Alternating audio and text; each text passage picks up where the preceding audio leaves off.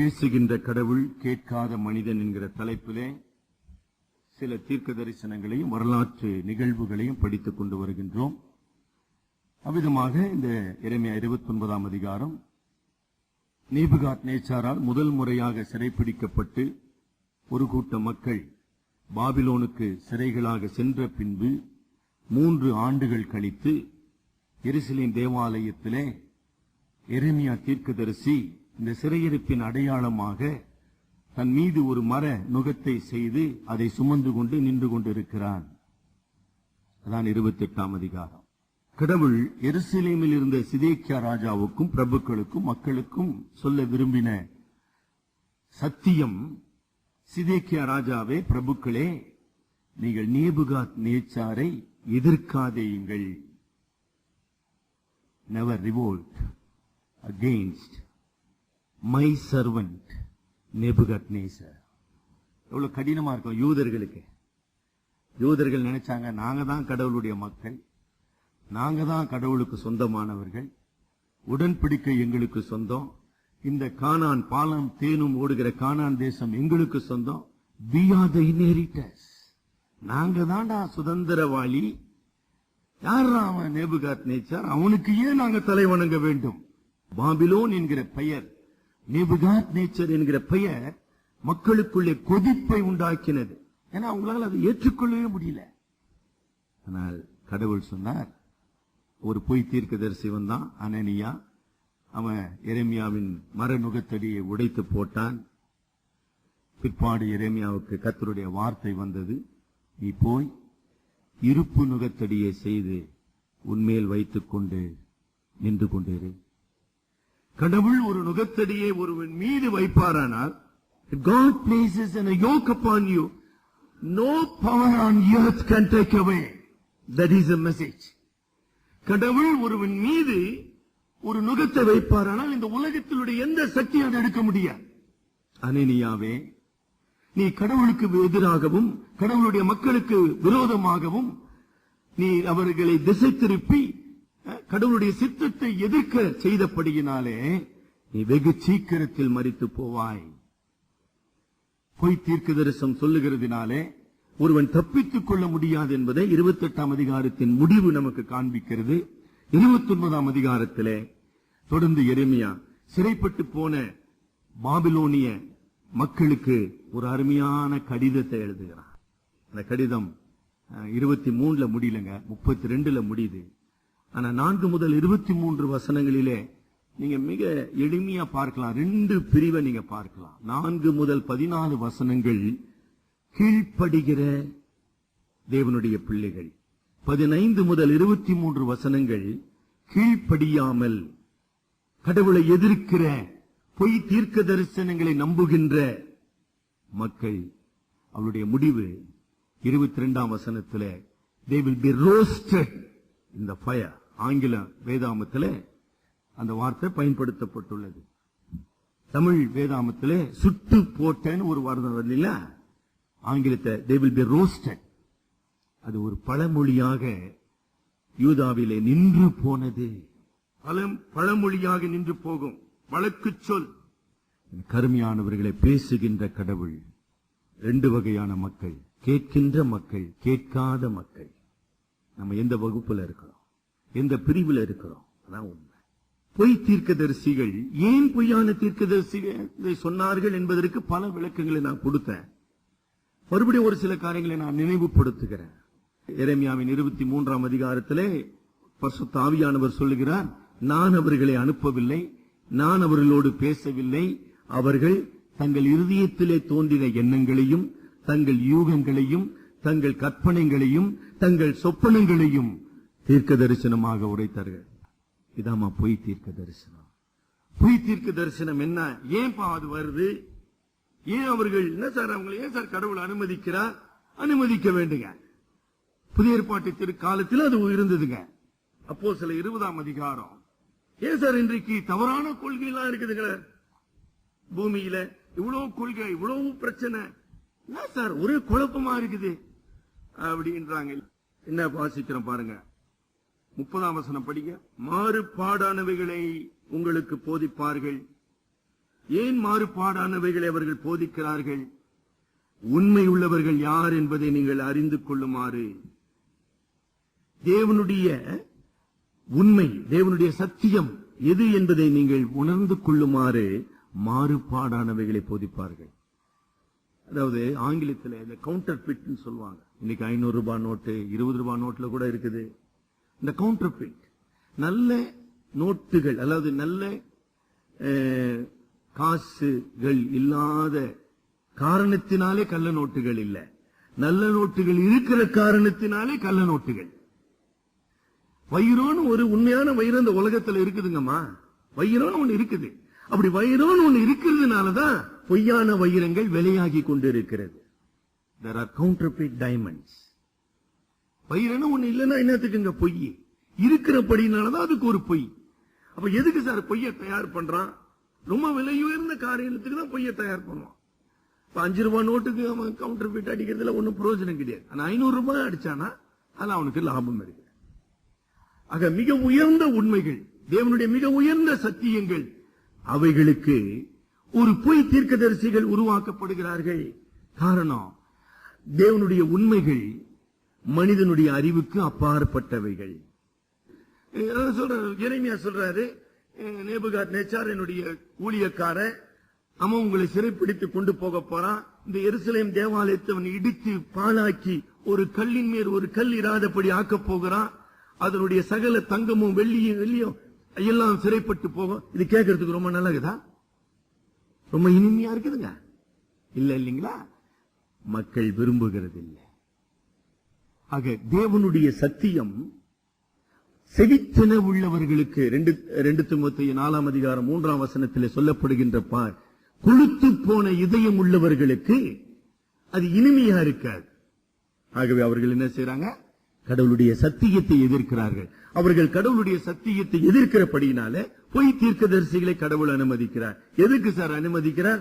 அவனுங்களுக்கும் அடி, கேட்கிறவனுக்கும் அடி. அதாங்க 15ஆம் வசனம் முதல் 23ஆம் வசனம் வரைக்கும் நீங்க படிக்கிற விஷயம். பொறுமையா படிங்க, ஒன்னும் அவசரமே இல்ல. அடடா, நம்பி ஏமாந்துட்டுமே. இங்க அவனுங்க ஏமாந்தது மாத்திரமல்ல, கண்கூடாக எரேமியாவின் வார்த்தைகளை கேட்டு, கண்கூடாக எரேமியாவின் கண்ணீரை கண்டு, கண்கூடாக எரேமியாவின் உபத்திரவத்தை கண்டு மனம் திரும்பாத ஜனங்கள் பாபிலோனுக்கு சென்று அங்கு அடிமைகளாக சிறைப்பிடிக்கப்பட்டு அடிமைகளாக நடத்தப்பட்டு அங்கேயும் போய் நம்பி நிற்கிறான். இது எப்படி வழங்கிக்கிறதுன்னு எனக்கு புரியலங்க சார். சரி சார், நீங்க என்ன சார் கிமு 6ஆம் நூற்றாண்டுல நடந்த விஷயம் எல்லாம் இன்னைக்கு நேத்து நடந்த மாதிரி பேசி நிக்கிறீங்களே. நாங்கெல்லாம் எவ்வளவோ பிரச்சனையில இருக்கிறோம் சார். ஓஹோ, கருமையானவர்களே, இதனுடைய பொருத்தம் என்னங்க? சிறையிருப்பு என்றால் என்ன?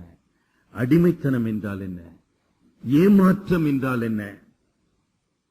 பொருள் சிதைவு, உயிர் சிதைவு, இவைகள் என்றால் என்ன நீங்க கேட்கும் போது, கருமையானவர்களே, வரலாற்றின் எல்லா காலகட்டங்களிலும் மக்கள் அந்த பிரச்சனைகளை சந்தித்திருக்கிறார்கள்.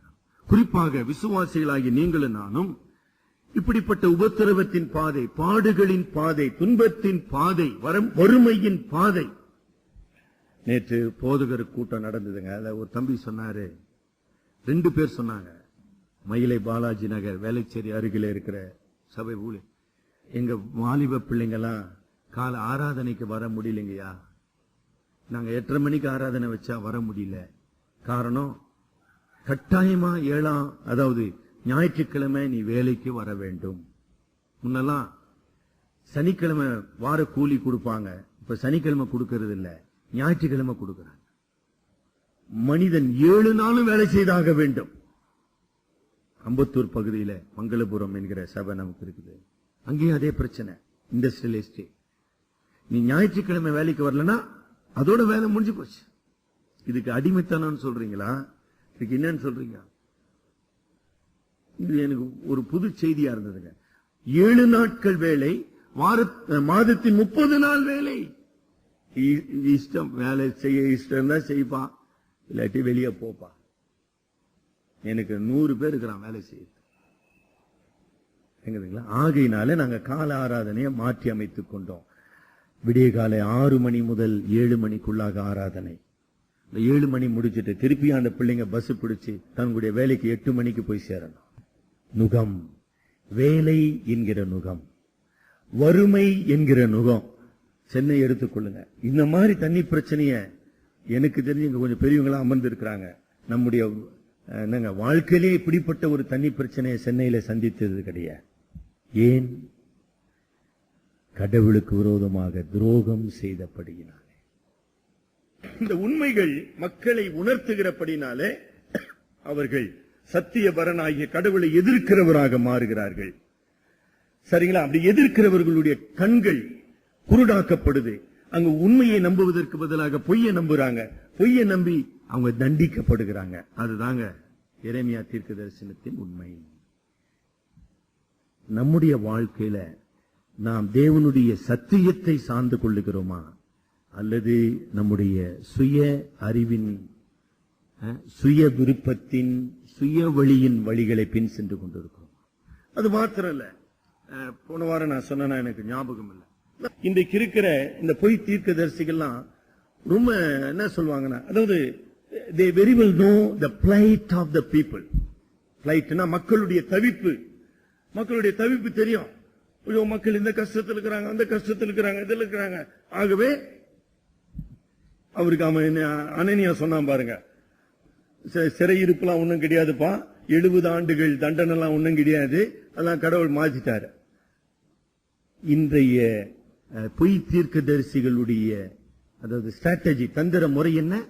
மக்களுடைய தவிப்பை தங்களுக்கு சாதகமாக்கி கொள்ளுகிறார். வாங்க வாங்க நான் ஜெபிக்கிறேன், வாங்க வாங்க நான் கட்டி எடுத்துறேன், வாங்க வாங்க நாங்க தீர்க்கதரிசனம் சொல்றேன், வாங்க வாங்க வாங்க காணிக்கலாம் கொடுத்துருங்க. தவிப்பம். தாகத்தில் ஒருத்தர் இருக்கிறான்னு வச்சுங்களேன், அவனுக்கு உப்பு தண்ணி, ஐயோ எந்த தண்ணியாச்சும் குடிங்க சார், நான் கொடுங்க சார், நான் குடிச்சிடுறேன் சார். உப்பு தண்ணியை பத்தி கவலைப்பட மாட்டேன். ஆனா உப்பு தண்ணி குடிச்சா தாக அடங்குமா?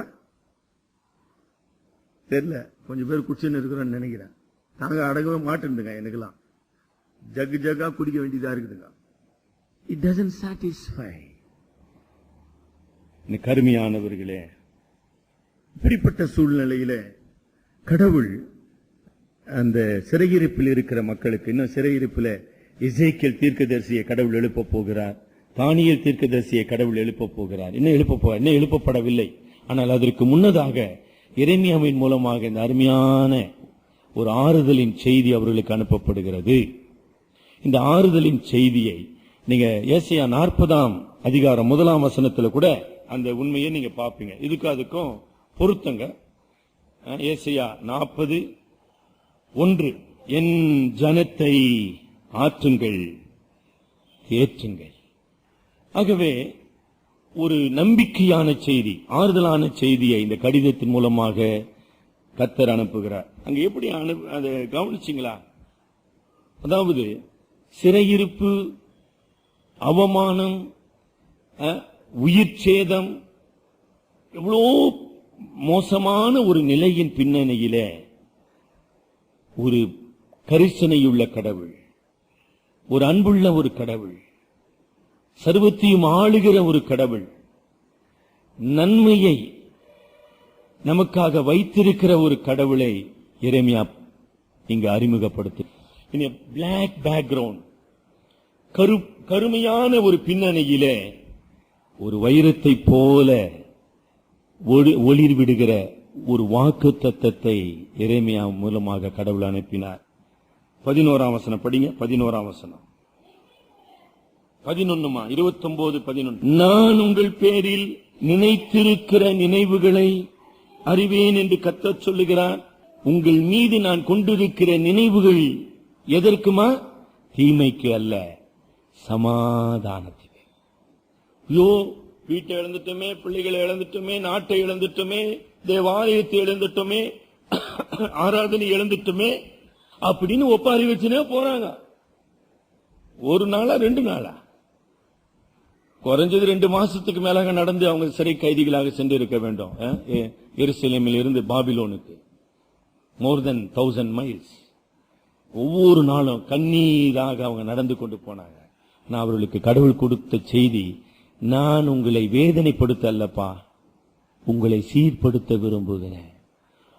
உங்களை துன்பப்படுத்த அல்ல, உங்களை தூய்மைப்படுத்த விரும்புகிறேன்.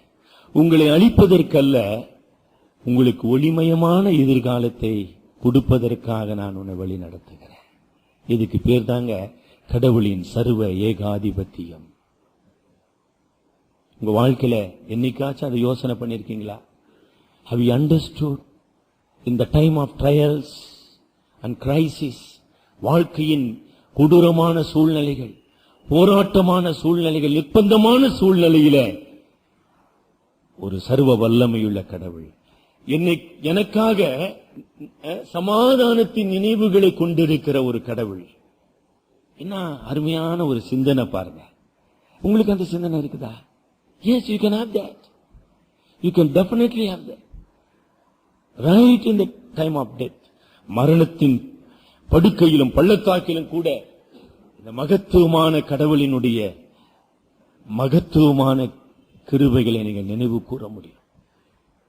அதாவதுங்கம்மா, இந்த வசனங்களை இன்றைக்கு விவரிக்க முடியும்னு எனக்கு தெரியல. என்னால முடிஞ்ச வரைக்கும் நான் முயற்சி செய்யறேன். இந்த யூத ஜனங்களுக்கு அவங்களுடைய பெரிய பிரச்சனை என்னன்னா, நாங்க கடவுளுடைய பிள்ளைகள். முதல் விஷயம், நான் யூதன் சார், நான் கடவுளுடைய பிள்ளை. நான் கடவுளுடைய பிள்ளையா இருக்கிறபடினால இந்த உலகத்துல இன்னைக்கு எந்த தீமையும் வரக்கூடாது. See, they have a wrong theology. நீ ஏன்பா கடவுளுடைய பிள்ளை? நீ கடவுளுக்கு பயந்து, கடவுளுக்கு கீழ்ப்படிந்து, கடவுளுடைய வாக்குத்தத்தத்தை நம்பி, கடவுளுடைய கற்பனைகளை செய்து வாழ்ற. அப்படி இல்ல. எங்க தகப்பனாகிய ஆபிரகாம் கடவுளுடைய பிள்ளை, ஆகினால நான் கடவுளுடைய பிள்ளை. That is the argument they have. 23ஆம் வசனம் படிச்சீங்களா? 23ஆம் வசனம் அவங்க என்ன செஞ்சாங்கன்னு. ஏன்பா நீ கடவுளுடைய? அவர்கள் இஸ்ரவேலிலே எங்க? ஆமா, அதாவது இந்த பொய் தீர்க்கதரிசிகளும் அவர்களை பின்பற்றுகிற கூட்டத்தாரும் இப்ப பாபிலோன்ல இருக்கிறாங்க. ஆனா அவங்க இஸ்ரவேல்ல என்னப்பா செஞ்சாங்க? ஆண்டவர் சொல்றார், அவர்கள் இஸ்ரவேலிலே மதிகெட்ட காரியத்தை செய்து விபச்சாரம் பண்ணி நான் அவர்களுக்கு கற்பியாத பொய்யான வார்த்தையை உரைத்தார்கள், நான் அதை அறிவேன். ஆமா, கடவுள் சொல்றார், நான் சாட்சி. நீ எப்படி இருந்த? அந்த ஆர்குமெண்ட் கவனிச்ச. ஆபிரகாமோடு தேவன் உடன்படிக்கை செய்தார். ஆபிரகாமுக்கு இந்த கானான் தேசத்தை சுதந்திரமாக கொடுத்தார். நான் ஆபிரகாமின் பிள்ளை, ஆகவே இந்த கானான் எனக்கு சுதந்திரம். இதுதான் அவங்களுடைய ஆர்குமெண்ட். முழுக்க முழுக்க சரீர பிரகாரமான, உதவாத, பரிசுத்த கடவுள் ஏற்க முடியாத, it's not a moral claim, it's a totally physical claim. கடவுள் அதை நொறுக்கினார், உடைத்திருந்தார். ஆபிரகாமோடு நான் உடன்படிக்கை செய்தது உண்மை. நீ எப்படி இருக்கிற? ஆபிரகாம் எப்படி இருந்தான்?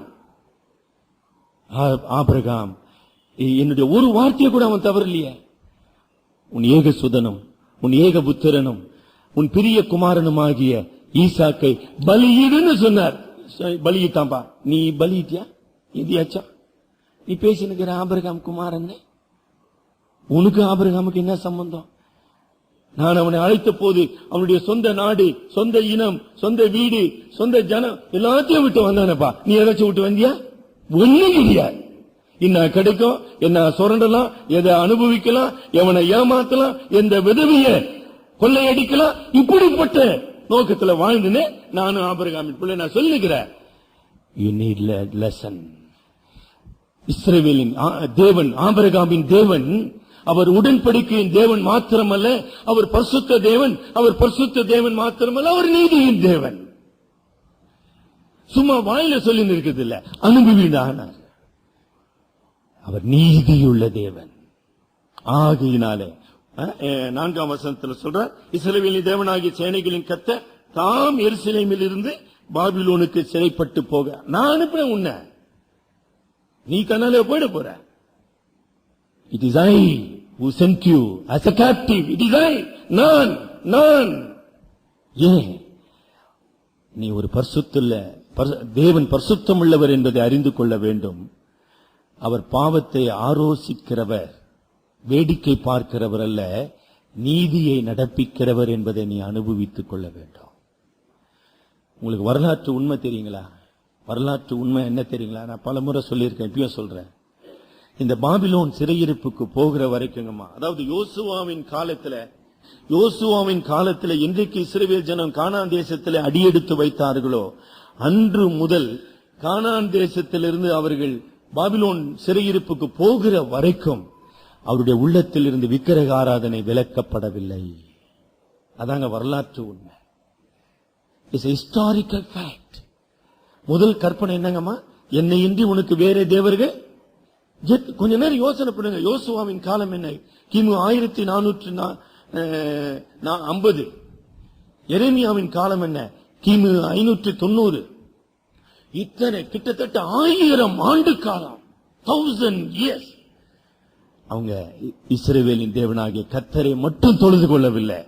கர்த்தர் இருக்கிறார், பாகாலும் இருக்கிறான், அஸ்தரோத்தும் இருக்கிறாள், மோலோகும் இருக்கிறாள். கவனிச்சீங்களா? அவர்கள் கர்த்தர் இல்லை என்று சொல்லவில்லை. கர்த்தர் இருக்கிறார். கர்த்தரோடு கானானிய தெய்வமாகிய the god of fertility god ன்னு சொல்லுவாங்க. fertility god, அதாவது வளமை செழிப்பை தருகின்ற கடவுளாகிய பாகாலையும் தொழுது கொள்ள வேண்டும். அவனுக்கும் பலிபிடம். அதுதான் ஏசபேல், ஆகாப் ராஜாவின் மனைவியாகிய ஏசபேல் இஸ்ரவேலுக்குள்ள கொண்டு வந்தவள். அஸ்தரோத்து வேண்டும், மோலோகு வேண்டும். மோலோகுக்கு தங்களுடைய பிள்ளைகளை பலியாக நரபலி செலுத்தினார்கள். இவ்வளவு அக்கிரமத்தையும் 1000 ஆண்டுகளாக நடப்பித்து விட்டு கடவுள் ஏன் எங்களை சிக்ஷித்தார் என்று கேள்வி கேட்டாங்க. கடவுள் நீதியுள்ளவர். சரி, ஆகவே கடவுளுடைய சர்வ ஆளுகையை இஸ்ரவேல் புரிந்து கொள்ள வேண்டும், யூதாம் புரிந்து கொள்ள வேண்டும். கடவுள் நீதி உள்ளவராயிருக்கிறபடினால் அவர் பாவத்தை தண்டிக்க வேண்டும் என்பதை அவர்கள் அனுபவிக்க வேண்டும். இப்படி கடவுளுடைய சித்தத்துக்கு அவர்கள் தங்களை கீழ்ப்படியும் போது கடவுள் அவர்களை ஆசீர்வதிக்கிறவராக, அவர்களை புதுப்பிக்கிறவராக, அவர்களை மறுபடியுமாக அந்த வாக்குத்தத்தத்தின் நாடாகிய கானான் தேசத்திலே கொண்டு வந்து சேர்க்கிறவராக நான் இருப்பேன். நீ வரப்போறது கிடையாது. I will bring you back. என்ன அற்புதமான ஒரு உண்மை. என்ன சொல்ற? 10ஆம் வசனம் படிங்க. பாபிலோனிலே நான் உங்களை சந்தித்து திரும்பி இவ்விடத்துக்கு வர பண்ணுவேன். மனித முயற்சினாலே, மனித சக்தியினாலே நடக்க முடியாத ஒரு உண்மை. இது எப்படி நடக்க முடியுமா? எப்படிங்க முடியவே முடியாது. Humanly it is totally impossible. But I will bring you back by the divine power and the divine authority. என்ன அருமையான ஒரு உண்மை இல்ல? கரெக்டா 70 ஆண்டுகள் முடிந்த பிற்பாடு மேதிய பெர்சிய சாம்ராஜ்யத்தின் 2வது ராஜாவாகிய தரியு ராஜா முதல் 2வது ராஜா கோரேஸ், ஆங்கிலத்தில் சைரஸ், என் தாசனாகிய கோரேஸ் உங்களை விடுதலையாக்குவான், உங்களை உங்கள் நாட்டுக்கு அனுப்புவான், தேவாலயத்தை கட்டுவிக்க உதவி செய்வான், நீங்கள் யூதாவிலே நாட்டப்படுவீர்கள். அப்படியே துல்லியமா நிறைவேறிச்சு. அதெல்லாம் ஞாபகம். கடவுளுடைய கடிகாரத்துல ஒரு வினாடி கூட தப்புவதில்லை. Not a minute is missed in the clock of God. Not a minute. அவ்வளவு விஷயத்துல இருக்குதுங்க. அவ்வளவு வரலாறு நமக்கு தெரியணும். அப்பதான் அந்த தீர்க்கதரிசனம் நமக்கு விளங்கும். ஆகவே தங்களுடைய தவறை அவர்கள் உணர்ந்து மனம் திரும்ப வேண்டும். கடவுள் நீதியுள்ளவர் என்பதை அறிக்கை செய்ய வேண்டும். அந்த சிறையிருப்பின் நாட்டிலும் கடவுளுடைய பாதுகாப்பு, பராமரிப்பு உங்களோடு கூட இருக்கிறது என்பதை 5ஆம் வசனம் முதல் 7ஆம் வசனம் வரைக்கும் நம்ம நேற்று போன வாரம் சிந்தித்தோம். நீங்கள் பெருக பண்ணுவீர்கள், நீங்கள் வீடுகளை கட்டி, துறவுகளை தோண்டி, தோட்டங்களை நாட்டி, அதன் கனியை புசித்து பெருகுவீர்கள். I will bless you. நீ எதிர்க்காத, கடவுளுடைய சித்தத்தை எதிர்த்து போராடாத. கடவுளுடைய சித்தத்துக்கு நீ கீழமையும் போது obedience brings blessing. கீழ்ப்படிதல் அந்த நாட்டில கூட உனக்கு ஆசீர்வாதத்தை கொண்டு வரும். நீங்க யூத வரலாற்று, இது பழைய ஏற்பாட்டு வரலாற்றுங்க. இந்த 20ஆம் நூற்றாண்டுல போன நூற்றாண்டுல யூதருடைய வரலாற்றை நீங்க லேசா அப்படி படிச்சீங்கன்னா, லேசா அப்படி பாத்தீங்கன்னா, அவங்க எந்த நாட்டுக்கெல்லாம் போனாங்களோ அந்தந்த நாட்டுல அவங்க முதலாளிகளா இருந்தாலுங்களே ஒழிய அவனுங்க ஒரு நாளும் தொழிலாளியா இருந்தது கிடையாது. நம்ம எல்லாம் சொல்றோம், சார் நம்ம நாட்டில இருந்து சவுதி அரேபியா போய்க்கிறாங்க, பஹ்ரைன் போய்க்கிறாங்க, ஈராக்கு போயின்னுக்கிறான். நேத்து கூட ஒருத்தர் சொன்னாரு, ஈராக்கு சார் யூஏ போய் அப்படி போயிட்டானுங்க சார். என்னடா பண்ணுகிறான்? எல்லாம் அடிமையா இருக்கிறான். தேவர் ஆல் லேபரர்ஸ். ஆனா யூதன் ஒரு நாள் அவன் தொழிலாளியா இருக்கிறதே கிடையாது, அவன் முதலாளி. அது ஒரு பெரிய ரகசியம். படிங்க, நீங்க உங்களால முடிஞ்சா படிங்க. எந்த நாடு எடுத்துங்க, இந்தியாவை கூட எடுத்துங்க. அவன் எங்க போனாலும், யூதன் எங்க போனாலும் அவன் முதலாளியா தான் இருப்பானே ஒழிய தொழிலாளியா இருக்க மாட்டான். ரொம்ப ஆச்சரியமா இல்ல? இன்னைக்கு அதாங்க உண்மை. இன்னைக்கு அதான் உண்மை. அமெரிக்க ஐக்கிய நாட்டினுடைய தலை சிறந்த பில்லியனியர்ஸ் எல்லாம் அவனுக்கு தான். இங்க ஒண்ணு அசைக்க முடியாது யாரையா. ஞாபகம் வச்சுக்கொள்ளுங்க. It is a big mystery in Europe. ஐரோப்பா கண்டத்தில் அவங்க இல்லாத ஒரு நாடு கிடையாது. அவனுங்க வியாபாரம் செய்யாத ஒரு தொழில் கிடையாது. அவங்கள ஒண்ணுமே செய்ய முடியாது. such a brilliant people. கடவுள் அவர்களை தொடர்ந்து இந்த சிதறடிக்கப்பட்ட நாடுகளிலே பாதகமான சூழ்நிலையிலே பாதுகாக்கிறவராக, பராமரிக்கிறவராக இருக்கிறார். அதாவது அதனால அவனுக்கு நல்லவன் நான் சொல்ல வரல, கடவுளுடைய கிருபையின் பராமரிப்பு அவர்களோடு கூட இருக்குது. அதாக 29ஆம் அதிகாரத்துல யெகோவாகிய கர்த்தரை ஒரு கிருபையின் ஆண்டவராக பார்க்க எரேமியா அவர்களுக்கு உதவி செய்கிறான். இதுவரைக்கும் அந்த கான்செப்ட் விளங்கல. கிருபை என்றால் என்ன? அபாத்திரருக்கு அளிக்கப்படும் தயவு. favor shown to unworthy person. பாபிலோனிய சிறையிருப்பிலே உனக்கு கொடுக்கப்பட வேண்டியது கஞ்சி, உனக்கு கொடுக்கப்பட வேண்டியது விலங்கு ஷாக்கிள், உனக்கு கொடுக்கப்பட வேண்டியது வறுமை. ஆனா அங்க உன்னை நான் வாழ வைப்பேன். அப்பனா என்ன சார், நான் நல்லவனா? இல்ல இல்ல இல்ல. in spite of your failure, in spite of your disobedience, I will bless you. That is grace. கிருபை என்கிற ஒரு தத்துவம், கிருபை என்கிற ஒரு உண்மை அந்த யூதனுக்கு விளங்கணும்னா அவன் பாபிலோனுக்கு கொண்டு போகப்பட வேண்டும், இடமாற்றம் செய்யப்பட வேண்டும். ஏன் உங்களுடைய என்னுடைய வாழ்க்கையில கடவுள் இப்படிப்பட்ட இடமாற்றங்களை செய்கிறார்? டிஸ்பிளேஸ்மெண்ட் ஆங்கிலத்தில் சொல்றோம். எத்தனையோ காரணத்தினால டிஸ்பிளேஸ்மெண்ட் வருதுங்க, புரியுதுங்களா? தண்ணி இல்லாத காரணத்தினால வெளியே 1942ஆம் ஆண்டு சண்டை வந்த போது இந்த பொர்சுவாத்தில் இருந்தவங்க எல்லாம் வீட்டை இன்னைக்கு இருக்குங்க, அது ஒரு 22 லட்சம் ரூபாய் வீட்டை 200 ரூபாய்க்கு வித்துட்டு போனவெல்லாம் இருக்கிறான். அது 200 ரூபாய்க்கு வாங்கினவனு இருக்கிறான். எம்டன் ஜப்பானிய கப்பல் எம்டன்ல இருந்து குண்டு போட வரான்னு ஒரு அறிவிப்பு கொடுக்கப்பட்டதுதான். குண்டு போடல, ஒண்ணு போடலாம், இங்க போட்டான், எல்லாம் பறந்துட்டான். That is fact. இடம் மாற்றம், டிஸ்பிளேஸ்மெண்ட். கடவுள் ஏன் அப்படி செயல்படுகிறார்? ஒருவேளை உன்னுடைய வாழ்க்கையில நீ நம்பி இருந்த ஒரு என்னதுங்க, ஒரு மரம் போன்று நம்பி இருந்த ஒரு நபர் உன் வாழ்க்கையில் இங்க எடுக்கப்படலாம். எதனால? நீ நம்பி இருந்த கம்பெனி மூடப்படலாம், நீ நம்பி இருந்த தொழில் நிறுத்தப்படலாம், அரசு மாற்றப்படலாம். இதெல்லாம் நடக்கலாங்க இந்த உலகத்தில். எதுங்க நடக்காது? ஏன் கடவுள் அனுமதிக்கின்றார்? நீ மனம் திரும்ப வேண்டும். ஒரு விசுவாசி என்றால் என்ன? கடவுளுடைய கிருபையினாலே விசுவாசத்தை கொண்டு நான் வாழ கற்றுக்கொள்ள வேண்டும். என்னுடைய திறமை அல்ல, சாமர்த்தியம் அல்ல, சக்தி அல்ல, அப்படி இல்லப்பா. அதுக்கெல்லாம் ஒரு முடிவு வந்துடும் சீக்கிரமா. அந்த கிருபை, the concept of grace should be appreciated by his people. அப்ப எங்க சார் இந்த அற்புதமான கடவுள் கிருபையுள்ளவர் என்கிற ஒரு கருத்தை மக்கள் புரிந்து கொள்ள வேண்டுமானால், அவன் எருசலேமிலேயோ கானான் தேசத்திலேயோ நல்லா டைட்டா சாப்பிட்டு வெயிட்டா குடிச்சிட்டு உலாச்சின்னு இருக்கிற வரைக்கும் அவனுக்கு கடவுள் கிருபையுள்ளவர்னா தெரியுங்களா? தெரியாது. அவனால என்ன பண்ணுங்க, பாபிலோன்ல கொண்டு போய் அரை நிர்வாணமாக்கி கையில விலங்கு போட்டு 24 மணி நேரம் சமட்டி அடிதான் அடிக்க வச்சு அவனுக்கு கிருபை என்பதை சொல்லிக் கொடுக்க வேண்டும். இதுதாங்க 29ஆம் அதிகாரம். கிருபை நமக்கு விளங்குறதில்ல, கிருபையினாலே நம்ம வாழ்கிறோம். நீங்க 31ஆம் அதிகாரத்துக்கு வருவீர்கள், அந்த கிருபையினுடைய உச்ச கட்டத்தை நம்ம படிப்போம். 31ஆம் அதிகாரத்துக்கு பின்னால வருவோம். ஆக என்ன சொல்லுகின்றார்? என்னப்பா இந்த கிருபையில நான் என்ன உனக்கு செய்ய போறேன்? இன்னும் அழகா சொல்றாரு பாருங்க.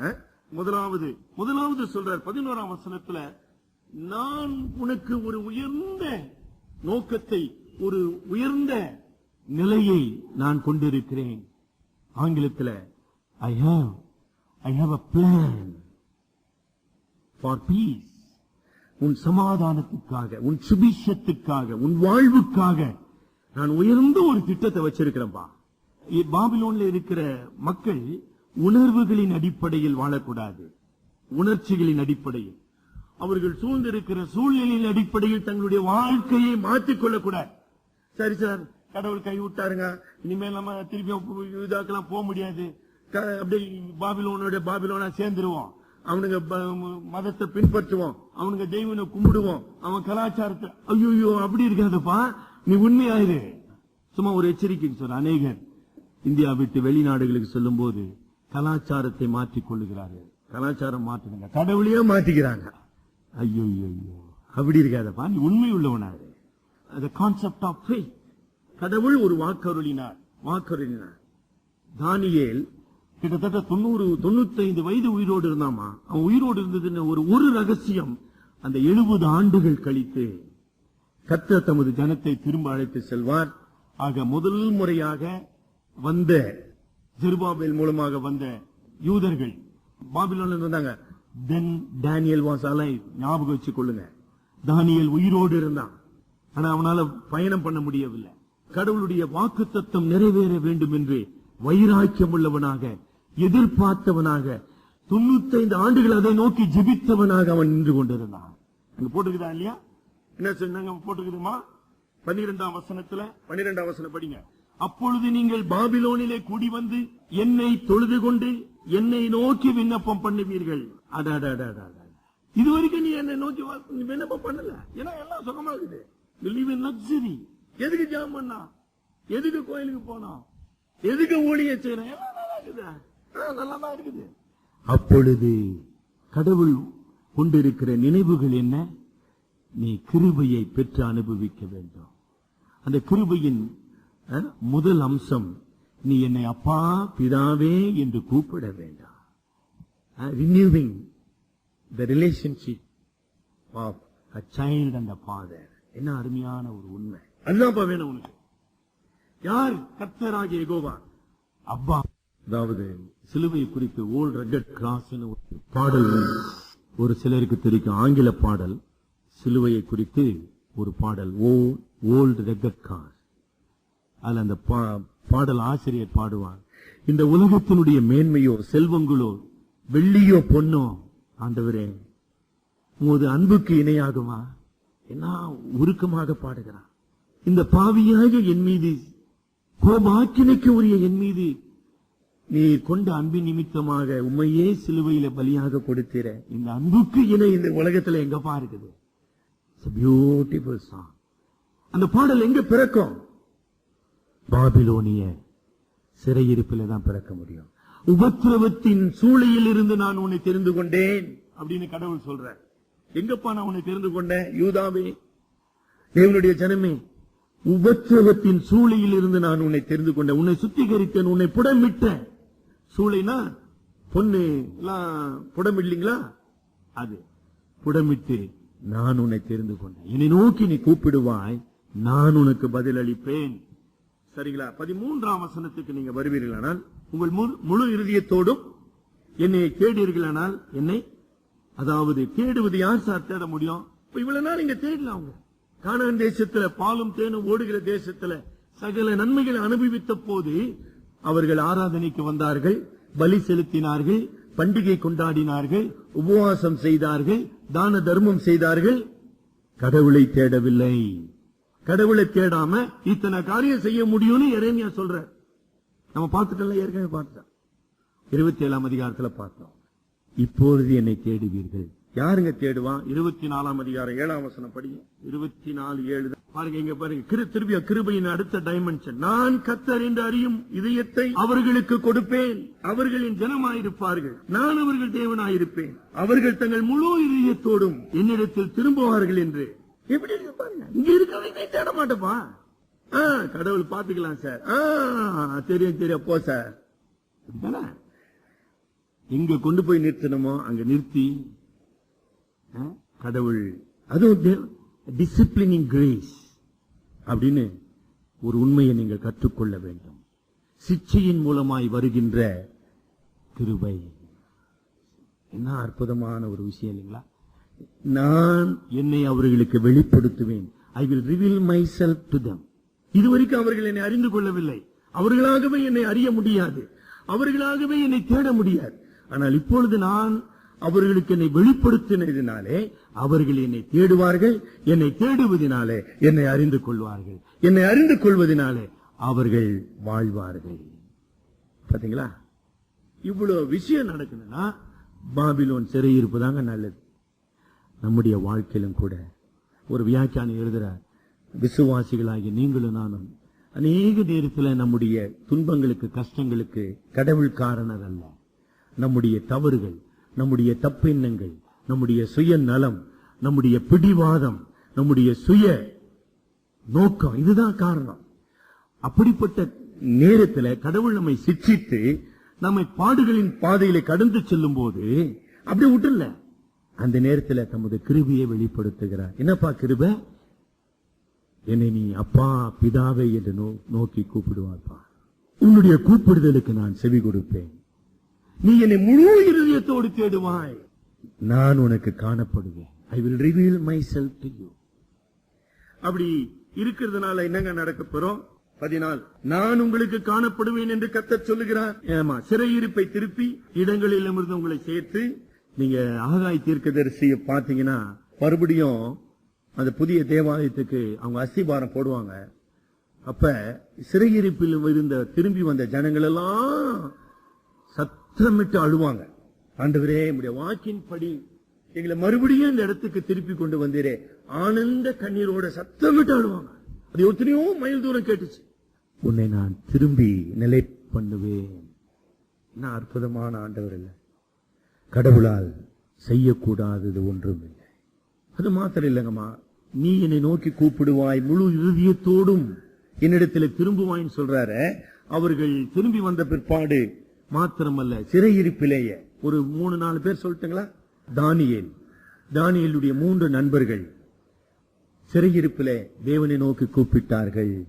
அக்னி சூளையில் இருந்து விடுவிக்கப்பட்டார்கள். சிங்க கபியிலிருந்து விடுவிக்கப்பட்டார்கள். எஸ்தர் சிறையிருப்பிலே தேவனை நோக்கி கூப்பிட்டாள். யூத இனம் அழிந்து போகாதபடிக்கு ஆமானுடைய கரத்திலிருந்து கர்த்தர் விடுதலை ஆக்கினார். It is all history. அதெல்லாம் இந்த 70 ஆண்டுல நடந்த வரலாறுங்க. நெகேமியா கேள்விப்படுறான், எருசலேம் பாழாய் கிடக்கிறது, நான் என்ன செய்யணும் சாமி? நீதாப்பா போய் கட்டணும். யூ ஆர் மை சர்வன்ட், நான் தெரிந்து கொண்ட தாசன் நீ. எப்படி ஆண்டவரை போறது? இந்த ராஜா எப்படி அனுமதிப்பான்? எப்படி என் கூட ஜனம் வரும்? எப்படி எனக்கு பணம் கிடைக்கும்? அப்படின்னு சொல்லி நெகேமியாவுல ஒரு சின்ன ஜெபம் பண்றான். இந்த மனுஷனிடத்துல தயை கிடைக்க செய்தவர்கள்னு ஜெபம் பண்ணிட்டு ராஜா கிட்ட கேட்பான். அர்த்த சாஸ்டா ராஜா, கடைசி ராஜா, மேதிய ராஜா, அவன் பெர்சிய ராஜா இல்ல, மேதிய ராஜாவுடைய கடைசி அர்த்த சாஸ்டா கிட்ட கேட்கிறான், என்னுடைய பூர்வ மக்களுடைய பட்டணம் பாழாய் கிடக்குதான கட்டணம். நெகேமியா, ஐ மேக் யூ கவர்னர், நான் உன்னை அதிபதியாக ஆக்குகிறேன், நான் உன்னை அனுப்புகிறேன், உனக்கு என்னப்பா தேவை அத்தனையும் நான் உனக்கு கொடுக்கிறேன். படிச்சிருக்கீங்களா நெகேமியா? நெகேமியா படிச்சிருக்கீங்களா? ஒரு சாதாரண பான பாத்திர, அதாவது ஒரு சாதாரண நிலையில் இருந்த நெகேமியா யூதாவினுடைய முதல் கவர்னராக பொறுப்பேற்றான். எருசலேம் அலங்கத்தை கட்டி முடித்தான். எருசலேம் தேவாலயம் கட்டுவதற்காக அஸ்திபாரம் போடப்பட்டான். நெகேமியாவின் காலத்திலே தான் யூதா திரும்பி எருசலேமுக்கு கொண்டு வரப்பட்டது, நிலைநாட்டப்பட்டது, உயிர் மீட்சி ஏற்பட்டது. அவ்வளவு உண்மை. இந்த சொல்லப்பட்ட 8 முதல் 14 வசனங்களுக்குள்ளாக சொல்லப்பட்ட அத்தனை வார்த்தைகளும் 70 ஆண்டுக்குள்ளாக கர்த்தர் நடைமுறையில் 14ஆம் வசனம் பார்த்தீங்களா? நான் உங்களுக்கு காணப்படுவேன். You will see me. என்னை நீ உணருவாய், என்னை காண்பாய், என்னுடைய வல்லமையை காண்பாய், நான் உன்னோடு இருக்கிறதை நீ அனுபவிப்பாய், நீ பயப்படாத. ஆகவே சிறையிருப்பு ஒரு பிரச்சனை இல்ல, என்னுடைய வாழ்க்கையின் தாழ்வு ஒரு பிரச்சனை இல்ல, பள்ளத்தாக்கு ஒரு பிரச்சனை இல்ல. பள்ளத்தாக்கிலே கர்த்தர் என்னோடு கூட இருக்கிறாரா? 84ஆம் சங்கீதம் 7ஆம் வசனம், அவர்கள் பலத்தின் மேல் பலம் அடைந்து காணப்படுவார்கள். 6ஆம் வசனம், அழுகையின் பள்ளத்தாக்கை உருவ நடந்து. எனக்கு அருமையான விசுவாச சகோதரி சகோதரிய, இந்த அனுபவம் இல்லாம இந்த இக்கரையை விட்டு நீ அக்கறைக்கு போக முடியாதுமா. இக்கரை நான் புரியுதுங்களா? இந்த உலக வாழ்க்கையை விட்டு அக்கறை மோட்சத்துக்கு நீ போகவே முடியாது. 84ஆம் சங்கீதம் 6ஆம் வசனம் நம்முடைய வாழ்க்கையின் உண்மையாக மாற்றப்பட வேண்டும். அழுகையின் பள்ளத்தாக்கை உருவ நடந்து அதை நீரூற்றாக்கிக் கொள்ளுகிறார்கள். எவ்வளவு அற்புதமான ஒரு கிருபை என்றால் என்ன?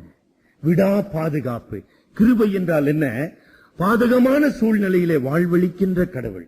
கிருபை என்றால் என்ன? கைவிடப்பட்ட சூழ்நிலையிலே அப்பா என்று உறவு கொள்ளுகின்ற ஒரு அற்புதமான அனுபவம். கிருபை என்றால் என்ன?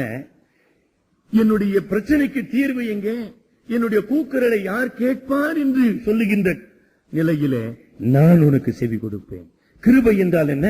நான் உனக்கு உன்னை வெளிப்படுத்துவேன். கிருபை என்றால் என்ன? நான் உன்னை மறுபடியும் கொண்டு வர செய்வேன். இல்லைங்களா? நீங்க அனுபவிச்சிட்டீங்களா? அதெல்லாம் அனுபவிச்சாச்சா? 2வது பகுதியில நான் அதிக நேரத்தை எடுக்க விரும்பல. கடவுளுடைய பெயராலே பொய் தீர்க்க தரிசனம் சொன்னவர்கள், கடவுளுடைய பெயராலே மக்களை வஞ்சித்தவர்கள், கடவுளுடைய பெயராலே மெய்யான தீர்க்கதரிசியாகிய எரேமியாவை பகைத்தவர்கள், கடவுளினுடைய பெயராலே கடவுளுடைய திட்டத்தை அவமாக்கினவர்கள், அவர்களுக்கு என்னமா முடிவு? எப்படி போட்டுக்குது பாருங்க. 17 முதல் 18 வசனங்களிலே ஒரு லேசா அப்படி படிச்சிட்டீங்களா? அவர்களின் வார்த்தைகளை கேளாமற் போனபடியால் நான் அவர்களை பட்டயத்தாலும் பஞ்சத்தாலும் கொள்ளை நோயாலும் பின்தொடர்ந்து, அதாவது எருசலேம்ல கொஞ்சம் பேர் விடப்பட்டிருந்தாங்க இல்லீங்களா? இந்த கடிதம் எழுதும் போது எருசலேம்ல என்ன சிதைக்கியா ராஜா இருக்கிறார், அவங்க என் பேச்சை கேட்க மாட்டாங்க, அவங்க மனம் திரும்ப மாட்டாங்க, அவங்களை நான் என்ன செய்வேன்? பட்டயத்தாலும் பஞ்சத்தாலும் கொள்ளை நோயினாலும் பின்தொடர்ந்து அவர்களை பூமியில் எல்லா ராஜ்யங்களில் அலைந்து திரிங்க பண்ணி அவர்களை ஜாதிகளிடத்தில் சாபமாகவும் பாழாகவும் ஈசலிடுவதற்கு இடமாகவும் நிந்தையாகவும். அவ்வளவுதான், முடிஞ்சு போச்சு. எந்திரிக்கவே மாட்டேன். அவ்வளவுதானுங்களா? பின்னால இந்த பொய் தீர்க்கதரிசன சொன்ன 2 தீர்க்கதரிசிகள் they will be roasted. அவர்கள் சுட்டு போடப்படுவார்கள். ஏன்பா கடவுள் அதை அனுமதித்தார்? எச்சரிக்கையாயிரு. கடவுள் நாமத்தை வீணிலே வழங்காதிருப்பாயாக, கடவுளுடைய நாமத்தினாலே பொய்யான இடாதிருப்பாயாக, கடவுளுடைய வாக்குத்தத்தங்களை உன்னுடைய சுயநலவுக்காக பயன்படுத்தாதிருப்பாயாக. ஆக நான் எந்த பிரிவில் இருக்கிற தலைவனுக்கு நாம் ஜெபிப்போம். பேசும் கடவுள், இங்கு ஆறுதல் அளிக்கும் கடவுள், தேற்றுகின்ற கடவுள், அரவணைக்கின்ற கடவுள், கைவிடப்பட்ட நிலையிலே கிருபை அளிக்கின்ற கடவுள்.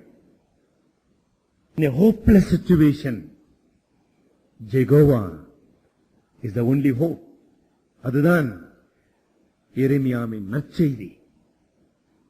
யூத மக்களே, கண்ணீரிலும் கவலையிலும் பயத்திலும் இருக்கிறவர்களே, யெகோவா உங்கள் நம்பிக்கையாக இருக்கிறார். யெகோவா உங்கள் மீட்பராக இருக்கிறார். யெகோவா உங்களை வாழ்விக்கிற தகப்பனாக இருக்கிறார். உனக்கு இருக்கிறாராமா? சகோதரனே, உன்னுடைய வாழ்க்கையில நீ இதை அனுபவித்திருக்கிறாயா? யார் என் ஆண்டவர்? பேசுகிற ஒரு ஆண்டவர். நான் மனம் திரும்ப வேண்டும், கீழ்ப்படிய வேண்டும், விசுவாசிக்க வேண்டும், கர்த்தர் நீதியுள்ளவர் என்பதை அறிக்கை செய்ய வேண்டும். கர்த்தர் நீதியுள்ளவர், நான் அநீதியானவன். கர்த்தருடைய நியாய தீர்ப்பு நீதியானது என்பதை நான் அறிக்கை செய்ய வேண்டும். அப்பொழுது நான் உன்னை வாழ வைப்பேன். இஸ்ரவேலே, உன்னை பற்றிய நினைவுகள் சமாதானத்துக்கானவைகள். Live by hope, live in faith. நம்பிக்கையிலே வாழுங்கள், விசுவாசத்தினாலே காத்திருங்கள். அன்பின் ஆண்டவரே, எங்களுடைய சுய நினைவுகளுக்கும் சுய வழிகளுக்கும் எங்களை ஒப்புக்கொடாமல் உம்முடைய நித்திய ஆலோசனைகளுக்கு, உம்முடைய மாறாத பிரமாணங்களுக்கு, உம்முடைய அன்பின் வாக்குறுதிகளுக்கு எங்களை நாங்கள் அர்ப்பணிக்க உதவி செய். நீதிமான் விசுவாசத்தினாலே பிழைப்பான் என்கிற உண்மையை எங்கள் அனுபவமாக மாற்றிக்கொள்ள உதவி செய்யும். ஒருவேளை நாங்கள் மனம் திரும்பாதவர்களாக, உம்முடைய வார்த்தையை அசட்டை செய்கிறவர்களாக, உமது திட்டத்தை எதிர்க்கிறவர்களாக நாங்கள் இருப்போமானால், தேவனே, எரேமியா 24:7 படி எங்களிலே புது இதயத்தை சிருஷ்டியும், புதிய நவமான இருதயத்தை எங்களிலே உண்டு பண்ணும். எங்கள் அருமை இரட்சகர் மூலம் ஜெபிக்கிறோம் பிதாவே, ஆமேன். இயேசு கிறிஸ்துவின் கிருபையும் பிதாவாகிய தேவனுடைய அன்பும் பரிசுத்த ஆவியானவரின் திவ்ய சமூகமும் சமாதானமும் நம் அனைவரோடும் இன்றும் என்று நிலைத்திருப்பதாக. ஆமேன். என் ஆத்துமாவே கர்த்தரை ஸ்தோத்திரி, என் முழு உள்ளமே பரிசுத்த நாமத்தை ஸ்தோத்திரி. என் ஆத்துமாவே கர்த்தரை ஸ்தோத்திரி, அவர் செய்த சகல உபகாரங்களையும் மறவாதே. ஆம்.